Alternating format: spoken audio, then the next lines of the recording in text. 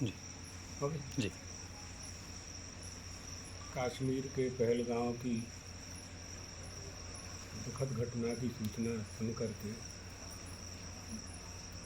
यह समझ में आ चुका है कि जो लोग यह कहते हैं कि आतंकवाद का कोई धर्म नहीं होता, सिद्ध हो गया है आतंकवादियों ने धर्म का आश्रय लेकर के ही एक विशेष धर्म के लोगों को लक्ष्य करके उनकी हत्याएं की हैं। धर्म शब्द का अर्थ न जानने के कारण आतंकवाद को धर्म के साथ जोड़ दिया जाता है। आतंकवादियों का तो यही कर्तव्य है कि हत्या करो। त्रेता युग में रावण का यही कर्तव्य था, यही धर्म था उसका। द्वापर में कंस का यही धर्म था। कलयुग में ये आतंकवादी रावण और कंस के रूप में उत्पन्न होकर के हमारी राष्ट्रीयता पर चोट कर रहे हैं। बहुत आवश्यक है, एकता की आवश्यकता है। आज हमारे देश की सेना, तीनों सेनाएं, जल सेना, थल सेना, वायु सेना इतनी मजबूत है और सक्षम है, आमने सामने युद्ध करने की किसी की हिम्मत नहीं है।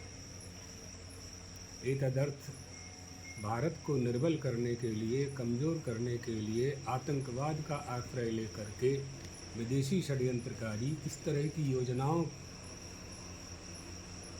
को मूर्त रूप प्रदान करते हैं। समझना चाहिए हमारी एकता ही इसका उत्तर है। समस्त हिंदुओं को दलगत राजनीति से ऊपर उठ करके एक होना चाहिए और यही उनके लिए सबसे बड़ा मुंहतोड़ जवाब देने जैसा होगा। हम चाहते हैं कि हिंदू समाज, सनातन धर्मावलंबी, हमारा धर्म सनातन धर्म तो मानवता, वसुधैव कुटुंबकम की अवधारणा को धारण करता है।